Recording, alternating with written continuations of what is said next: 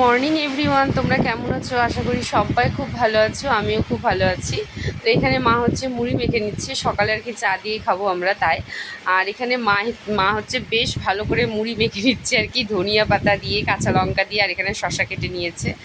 আর মা না, মায়ের হাতে মুড়ি মাখা খুব ভালো লাগে। আর আমরা যদি নিজে মেখে খাই সেটা মনে হয় যে না, টেস্ট হয়নি।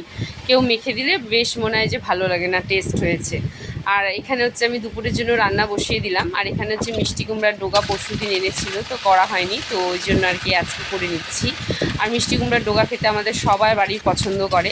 লাইট ডোগা আমরা খুব একটা ভালোবাসি না, কিন্তু আমার শাশুড়ি মা খেতে প্রচণ্ড ভালোবাসে। আর এখানে হচ্ছে সরিষা বাটা দিয়ে দিচ্ছি, মানে সাদা সর্ষে, কালো সর্ষে, কাঁচা লঙ্কা আর একটু পোস্ত দিয়েছিলাম।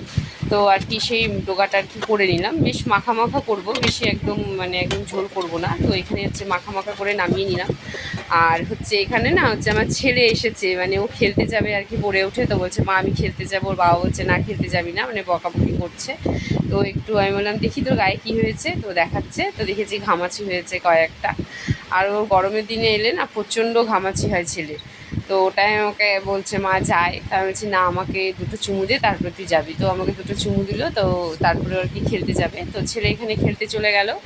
আর এখানে না কয়েকটা আর কি বাসন পড়েছিল জলখাবারে, তো সেগুলো আর কি মেজে নিলাম।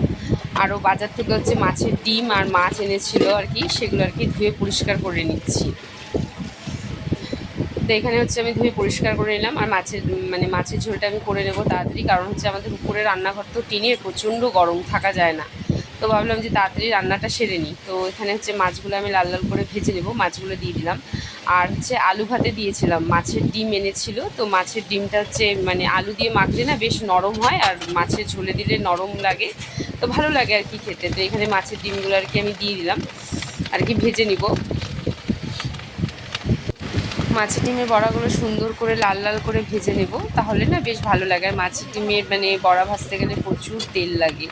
আর এখানে হচ্ছে সুন্দর করে আমি লাল লাল করে ভেজে নিলাম। তারপরে আর কি কড়াইতে হচ্ছে কালো জিরে ফোড়ন দিব, আর পেঁয়াজ দিব সোমবারা। আর হচ্ছে আমি বাটাটা দিই না, কুচনো পেঁয়াজটাই বেশি আর কি মাছের ঝোলে ব্যবহার করি। তো এখানে মাছের ঝোলের জন্য আর কি কুচনো পেঁয়াজটা দিলাম। আর সবজি বলতে এখানে একটা পোয়াশ ছিল, একটা ঝিঙে ছিল, আর দুটো পটল দিয়েছিলাম। আলু দিয়ে আর কি করবো জানি না, কেমন হবে খেতে। তো এখানে আমি সবজিটা বসিয়ে নিয়ে এখানে হচ্ছে আদা, জিরে, লঙ্কা আর কি রসুনগুলো সব ছিলে নিচ্ছি, পেস্ট করব মাছের ঝোলে দেওয়ার জন্য। আর সবজিটা এরকম ঢেকে ঢেকে ভাজলে বা নাড়াচাড়া করলে না সেদ্ধ হয়ে যায়, পরে আর অসুবিধা হয় না। আর এখানে মশলাটা পেস্ট হয়ে গেছে, দিয়ে দিলাম। আর মশলাটা না ভালো করে ঢেকে ঢেকে আস্তে আস্তে ভেজে টেজে রান্না করলে না কাঁচা গন্ধটা থাকে না, যেটা আর কি আমি শাশুড়ি মায়ের কাছ থেকে শিখেছি। তো এখানে আর কি ভালো করে ভেজে নিয়ে আর কি জল দিয়ে দিলাম। তো বেশি আর কি ঝোল করব না, দুবেলারই হয়ে যাবে আমাদের, সেরকমটা আন্দাজ মতো জল দিলাম ঝোলের জন্য। আর এখানে হচ্ছে মাছ আর মাছের ডিমগুলো না দিয়ে দিলাম ঝোলটা ফুটে আসার পরে।